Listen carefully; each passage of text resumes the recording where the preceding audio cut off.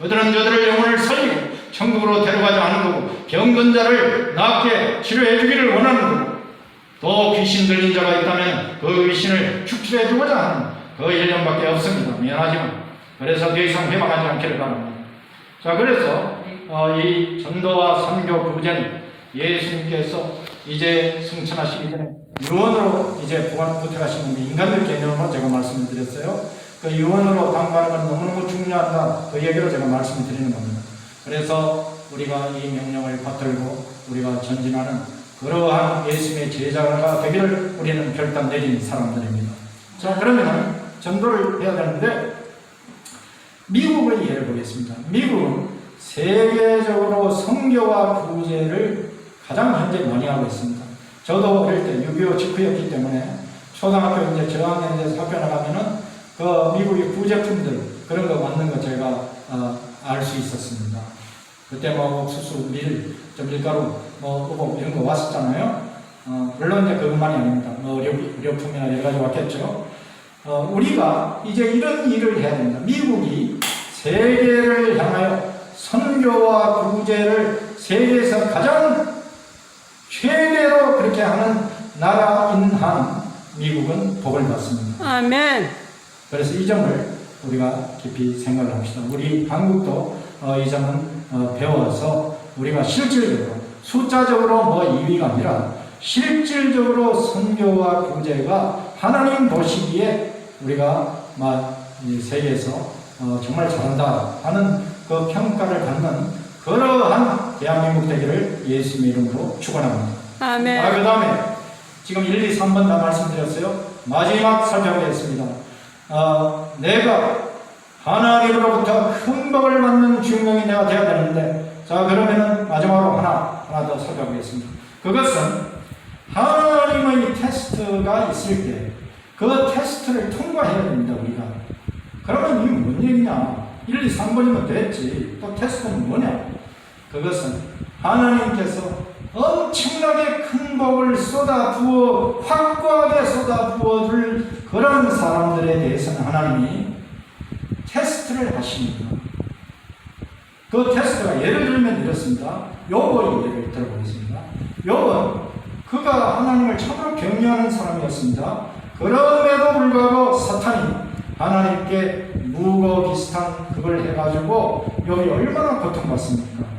욥이 그런 시험을 결과적으로 잘 통과했습니다. 하나님 원망도 안 하고. 그래서 나중에 그가 더 큰, 종교보다 더 큰 그 복을 받았습니다. 그 다음에 또 한 사람을 더 살펴보겠는데 요셉입니다. 요셉은 어떤 사람은 예수님의 그림자다 이렇게 보기도 하는데 이 요셉의 어떻게 그 하나님의 테스트를 넘겼는지 살펴보겠습니다. 자, 요셉은 그가 노예로 팔려갔습니다. 보통 사람 같으면 노예로 팔려가면요 자살을 해버리거나 아니면 적당히 타협해가지고 당시 여러분 우상 숭배에 나가니까 그 원하는 주인이나 그 중간 노예 책임자들이 원하는 게 우상 숭배를 원했거든요. 그렇게 하고 그냥 끝내버리거나 아니면은 적당히 그냥 타협을 해서 그냥 어떻게 이렇게 하려고 했을 거예요. 그러나 그는 그렇게 하지 않았습니다. 무릎을 꿇지 않았습니다. 하나님을 향한 그 믿음을 그가 견고히 붙잡았고 그 다음에 그가 자기가 섬기는 그 주인의 아내가 유혹을 했을 때 그 유혹을 뿌리쳤습니다. 목숨 걸고 뿌리친 거예요. 주인이 그때 감방에 가던 게 아니라 목을 쳐버렸으면 요셉은 그때 죽었을 거예요.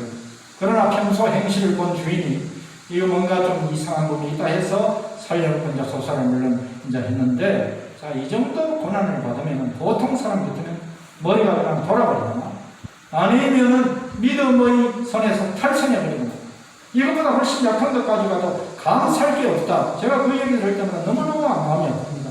감사할 게 왜 없습니까? 수돗물을 마음껏 쓰는 것조차도 감사하고 숨을 마음껏 쉬는 것도 감사합니다. 인도나 이런 데는요 이 황산이나 이런 게 오염돼가지고 숨을 못 쉬어요. 그래가 죽어갑니다. 그럼 이 한국은 얼마나 그런 게 너무너무 숨 쉬는 것도 너무 감사하고 오늘 예배 드리는 것도 감사합니다. 감사할 게 너무너무 많아요. 아픈 것도 감사합니다. 아멘. 감사할 게 너무 많은데, 자, 감사할 게 없다. 이런 우리가 그거는 생각을 정리해서 변화된 여러분들이 다 되시기를 바라고, 자, 요셉 같은 경우에 그가 끝까지 믿음을 견지했습니다. 붙들고 전진했습니다. 그래서 요셉이 어떤 복을 받습니까?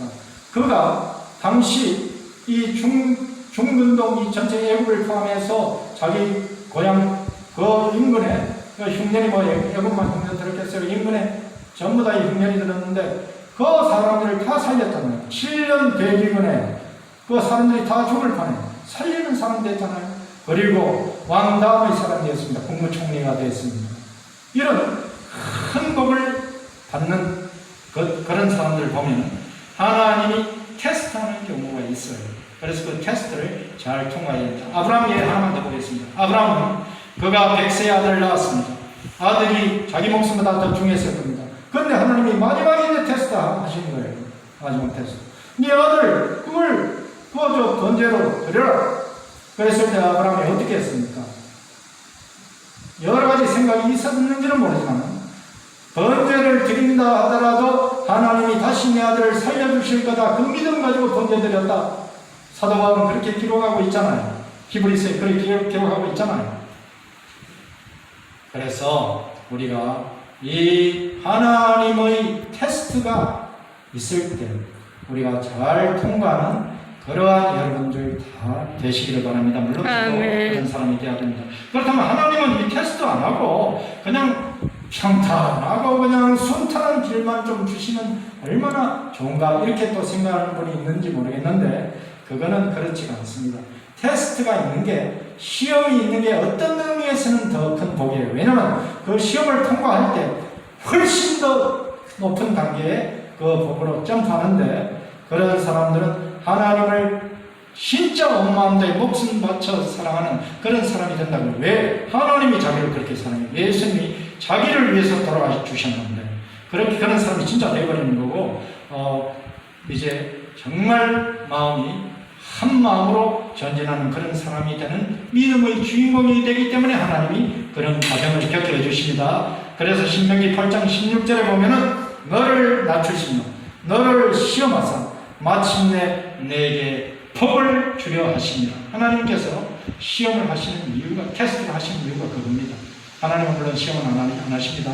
테스트를 하시는 이유는 그겁니다. 그래서 여러분들이 그와 같은 하나님의 테스트가 있는 시점에는 그 테스트를 잘 넘기면 내가 엄청나게 큰 복을 내가 받을 수 있겠구나 그 생각을 하시고 그 테스트를 잘 하는. 그래서 아브라함 같은 경우에는 복의 근원이 되어버렸어요. 복의 문이 됐어요. 물론 그 민족의 복의 문이 됐고 또 예수님 이제 오시는 이제 우대로 이렇게 와주시는 그 영광스러운 민족이 되어서 그 민족이 복음을 세계에 증거하는 그러한 민족이 되었어요.